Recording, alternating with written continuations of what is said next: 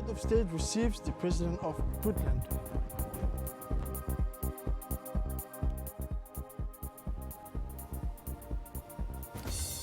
The race for the vaccine is accelerating. Worries about a second wave.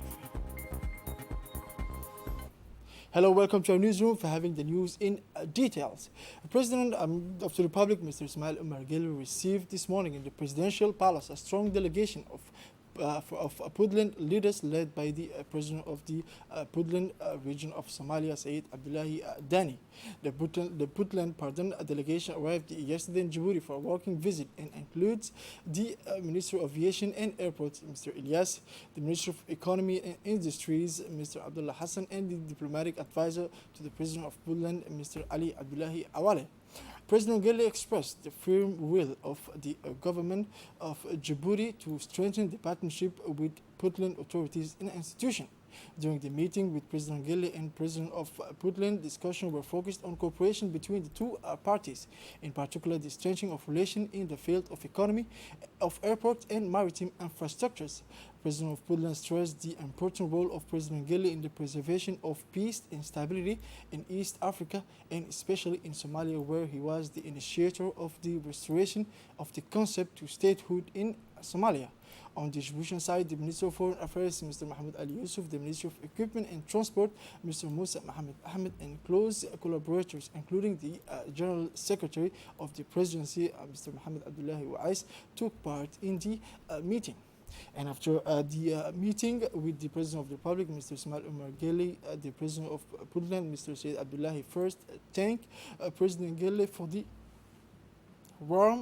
warmth of the welcome reserved to him and his delegation. He began by affirming the positive role of President Guelleh in the major issues of the region. And many cooperation airport infrastructures in collaboration with the government of Djibouti. Now, following this occasion, the Minister of Foreign Affairs made a speech expressing his point of view. Let's listen to him. This visit is part of the perspective of strengthening relations, exchange expertise and information, and above all, to help Djibouti continue to contribute to the stability of Somalia, and above all, to ensure the relations between Djibouti and Puntland, and more generally, Somalia, can move forward and be promoted with the best results that can be expected. The second important element is that Djibouti is still engaged in a process of reinclination among our Somali brothers, and I believe that we will continue that effort, and the President of the Republic has also wished to consult the President on these issues. These consultations will enable us to move forward in the process that we are carrying out. The third important element is that today, the links between port activities from one country to another have become very, very important links, insofar as integration involves integrating the basis of port infrastructures, and I believe that Djibouti has a certain expertise to share with Puntland. This is also one of the stages of the elements on which the discussions will focus. The President will centrally have a working meeting this afternoon with the relevant authorities in Djibouti and will be able to continue his visit always with a view to creating new opportunities and opening up new horizons in the framework of relations between Puntland and Djibouti. This morning, the President of the Republic received the credential of the new ambassador of the Republic of Ethiopia, Mr. Berhanu Tsikaye Abera. A warm and official welcome has been extended to the new ambassador Berhanu Tsikaye Abera for the start of his diplomatic mission in Djibouti. The President welcomed the new ambassador and promised the necessary support for the accomplishment of his task in the Republic. In presenting his credential to the President, Ambassador Berhanu Tsikaye Abera made a brief statement that he was chosen by the Sahel Work Zawdi Presidency to represent the Republic of Ethiopia in Djibouti. He conveyed the cordial greetings of the President of Ethiopia and her wish for prosperity and peace and progress to the people of Djibouti. He added that it was an honor for him to be the Ethiopian ambassador to Djibouti, especially at this particular time when the two countries enjoy a fraternal relationship of excellence and are committed to exemplary regional integration. With Your Excellency and with your government officials, I am at your disposal at any time and the place. I am also confident that I will enjoy your support like you did for many of my predecessors. For this, I can count on the support of extraordinary leadership of Your Excellency and my brother, Foreign Minister Muhammad Ali Yusuf. Your Excellency, I would like to take this opportunity to thank you and your government for the warm welcome accorded to me since my arrival to this beautiful city of Djibouti. I thank you.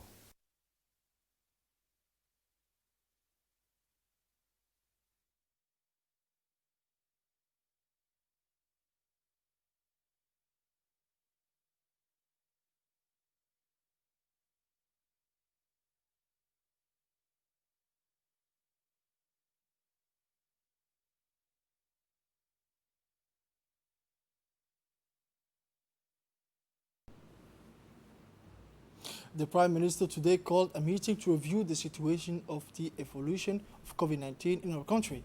The meeting was attended by the Minister of Health, Prime Minister Ali Silai's Chief of Staff, and members of the Scientific Health Committee.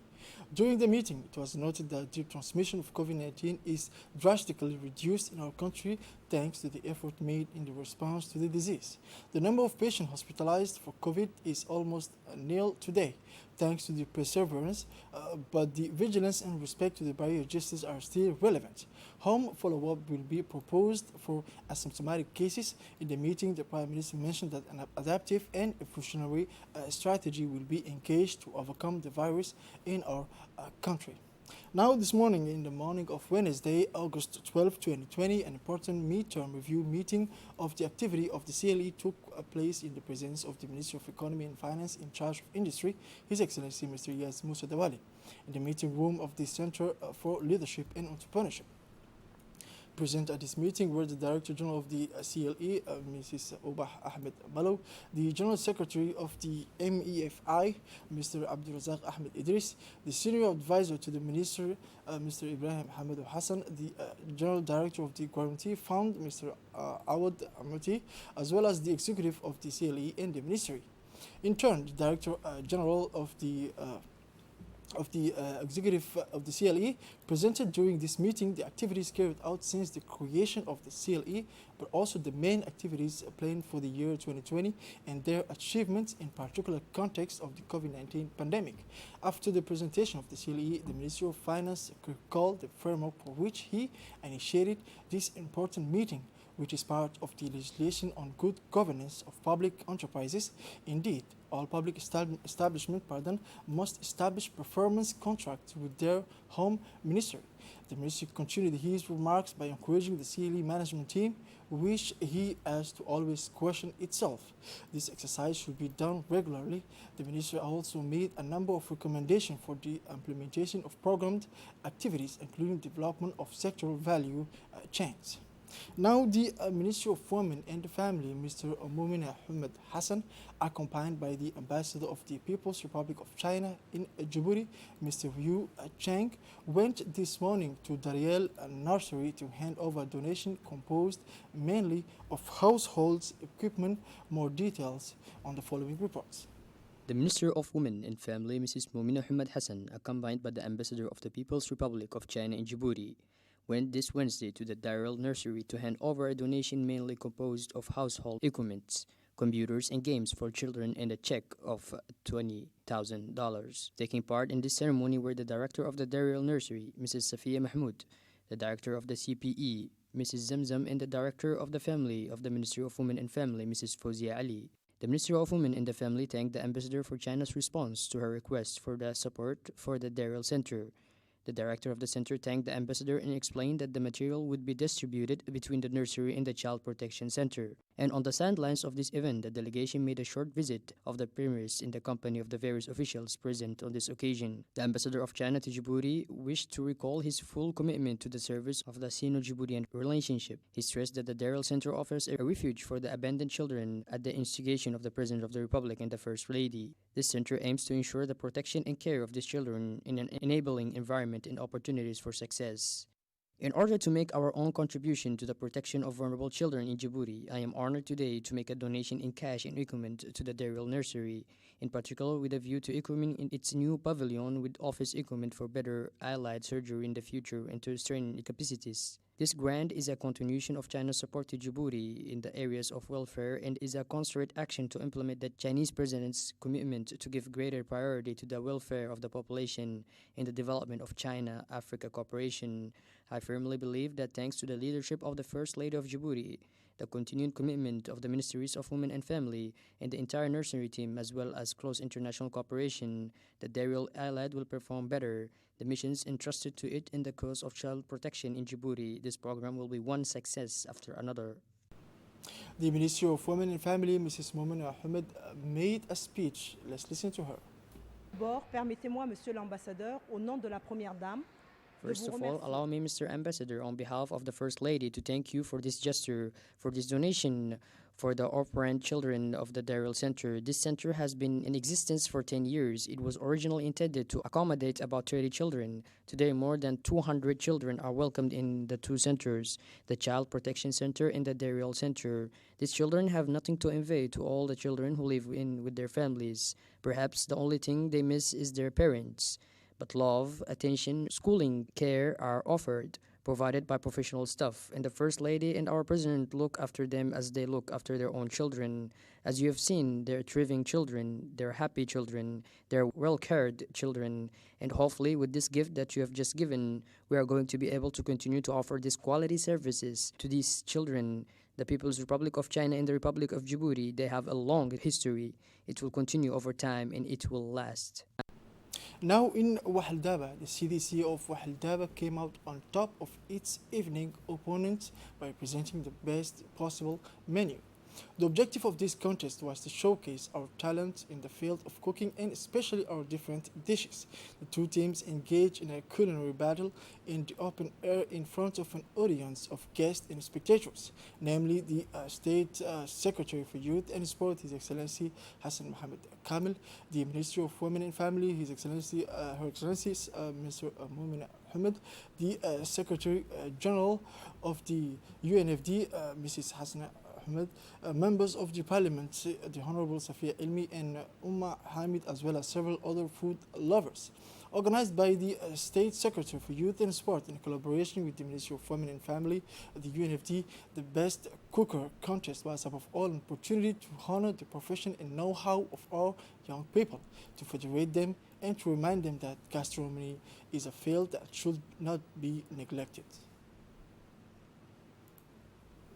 After being received by the State Secretary for Youth and Sport, His Excellency Hassan Mohammed Kamil, the young Gubetos resumed their visit of Bawadi Mall, then the SGTD port, various sport and recreational activities, interactive exchanges with the youth of the Community Development Center of Section 3, and to conclude with the visit of Gulait Stadium. The youth were warmly welcomed by the stadium director, Mrs. Fatuma Dabale, and her team before enjoying a school excursion throughout the stadium. A unique and unforgettable stay for all of us, commented one of the young people before thanking the State Secretary for Youth and Sport, His Excellency Hassan Mohammed Kamil, who spared no effort to make the development of youth in his field of predilection.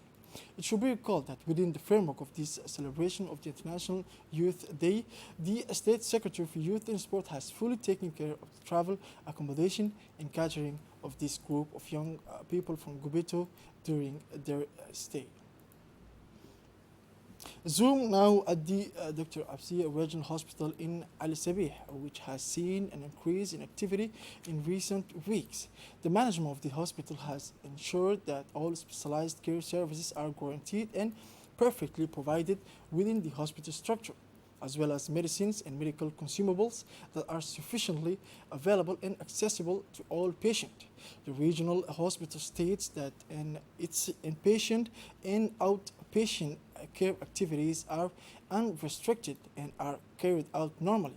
It should also be noted that in times of pandemic and due to the opening of land borders, the Dr. Absiya Hospital coordinates control and investigation activities at the Galileo border post and, if necessary, therapeutic management of cases diagnosed of the COVID-19. Moving on to international news now, made mad rush by major powers to find a coronavirus vaccine is accelerating against a backdrop of growing concerns about the second wave of the pandemic in many countries. More details with Dina Mosa. Moscow to Washington, D.C., the mad rush by major powers to find a coronavirus vaccine is accelerating against a backdrop of growing concerns about a second wave of the pandemic in many countries. To everyone's surprise, Russian President Vladimir Putin announced on Tuesday that he had developed the first vaccine against COVID-19 and that he intended to produce it as nearly as September, even though the trials have not yet been completed. This announcement was greeted with caution by the World Health Organization, which recalled that the pre-qualification and licensing of a vaccine went through rigorous procedures. In the evening, U.S. President Donald Trump announced a $1.5 billion contract to deliver 100 million doses of the U.S. biotech company Moderna's experimental vaccine, the sixth such contract since May. Now, soccer news. The Champions League quarterfinals begin this Wednesday evening with the Paris Saint-Germain taking on Italian surprise package Atalanta in Lisbon. The details with Dina Musa again.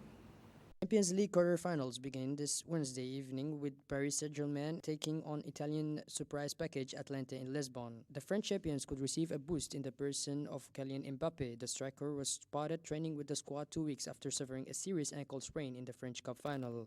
PSG, who are aiming for 4 wins this season, will have to contend with a fit Atalanta side with 98 goals recorded in the Serie A and only 1 loss in their 13 games. The Lombardy-based club, who finished third in the Italian league, are hoping to reach the top of the European Championship. On Tuesday, RB Leipzig will attempt to beat Atletico Madrid before Barcelona take on Bayern Munich for a place in the semi-finals. The winner will then face either Manchester City or Lyon, who beat Juventus in the round of 16. This is it for this edition of 9 p.m. Thank you for watching us and have a wonderful evening.